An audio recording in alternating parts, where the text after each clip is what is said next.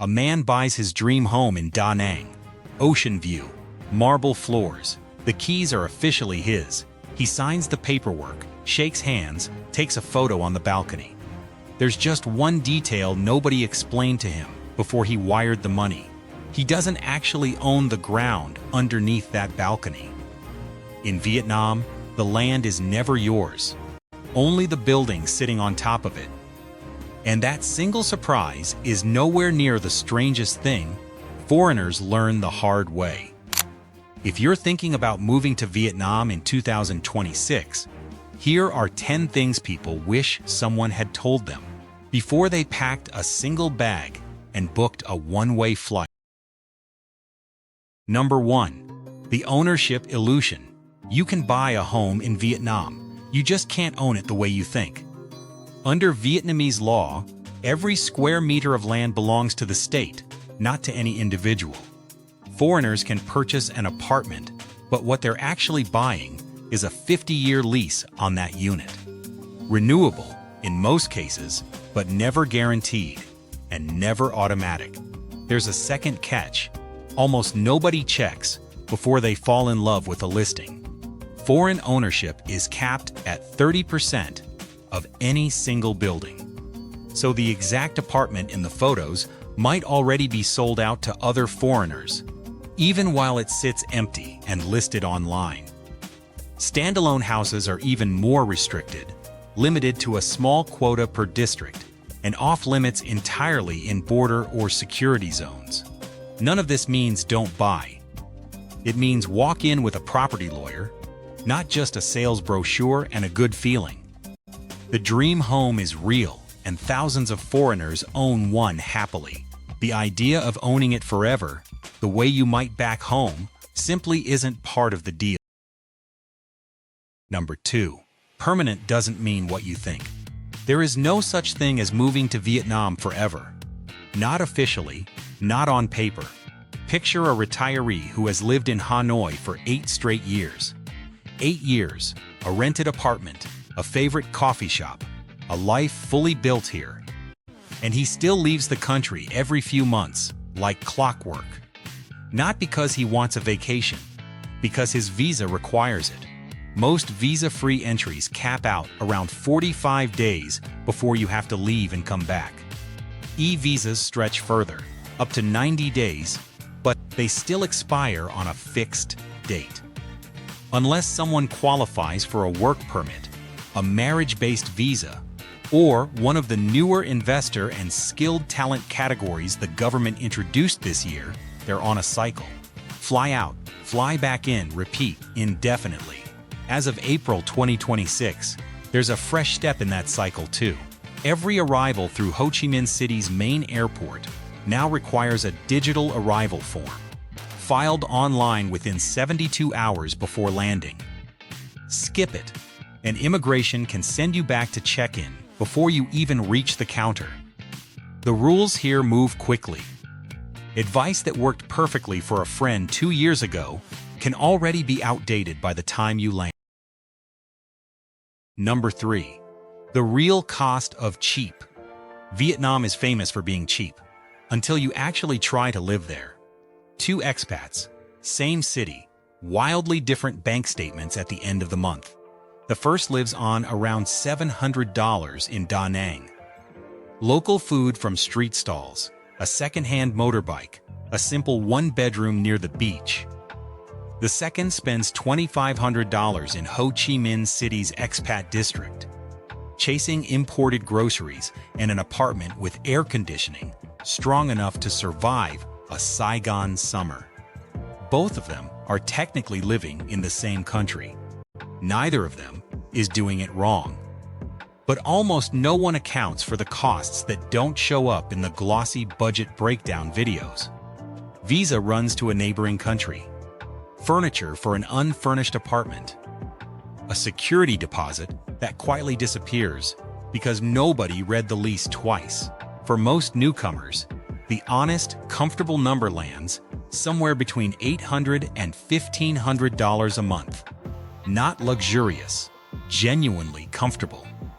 Add health insurance, a decent internet connection, and the occasional weekend trip, and that number climbs a little higher, closer to 2,000, for people who want a bit of both worlds. Smaller cities like Da Nang and Hoi An tend to run 20 to 30% cheaper than Hanoi or Ho Chi Minh City, without a huge drop in comfort. The $700 thumbnail is real. It's just never the whole story. Number 4. Getting sick is part of the deal. At some point in your first few months, your stomach is going to stage a full rebellion. New water, new bacteria, unfamiliar street food, a completely different microbiome to negotiate with. For most people, that part passes within a week or two and becomes a funny story later. The bigger issue is what happens if something more serious does. Public hospitals in Vietnam's largest cities regularly operate at nearly double their intended capacity. Long waits, crowded hallways, and doctors who often don't speak English. Private hospitals are an entirely different experience. Clean, efficient, English-speaking staff, modern equipment, and here's the detail that catches people off guard. There is no public safety net covering any of it for a foreigner. You pay up front, at public or private facilities, unless you already have insurance under your name.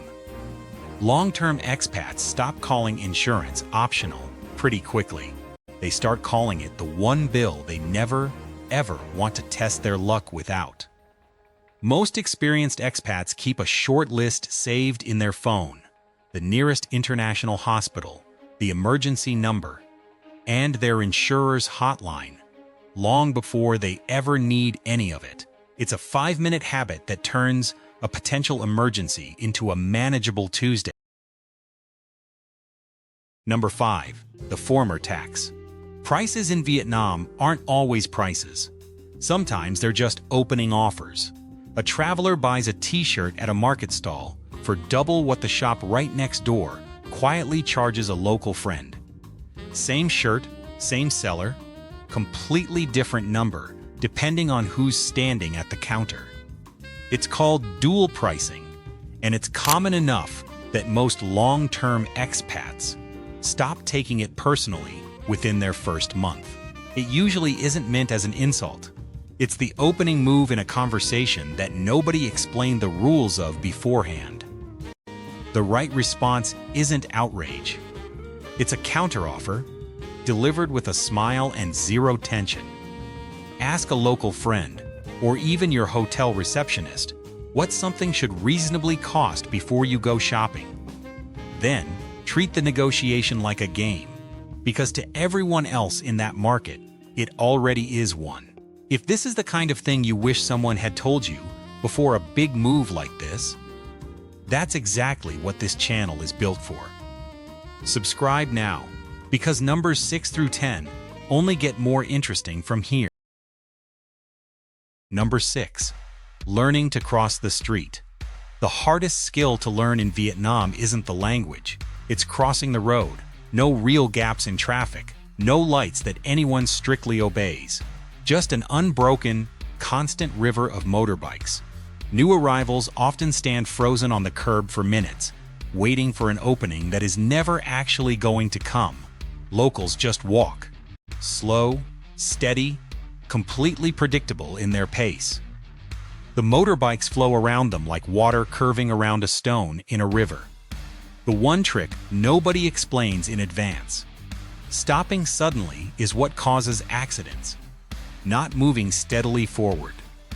Once that clicks, crossing the street stops being terrifying and starts feeling like a strange kind of choreography. Ask almost anyone who has actually lived here what the real culture shock was. And it usually isn't the food, and it isn't the language. It's the traffic, every single time.